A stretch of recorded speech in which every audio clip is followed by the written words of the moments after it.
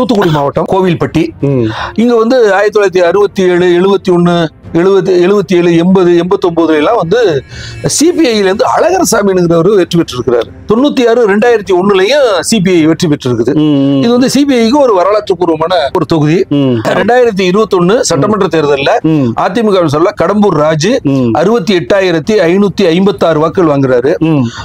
CBI சேர்ந்த சீனிவாசன் வந்து 37,380 வாக்குகள் வாங்குறாரு. இதுல குறிப்பிடத்தக்க செய்தி என்ன, 3வது இடம் சிபிஐ. 2024 மக்களவை தேர்தலில் கோவில்பட்டி தொகுதியில பதிவான வாக்குகளின் விவரம், திமுக 87,263 வாக்குகள் வாங்கியிருக்கிறாங்க.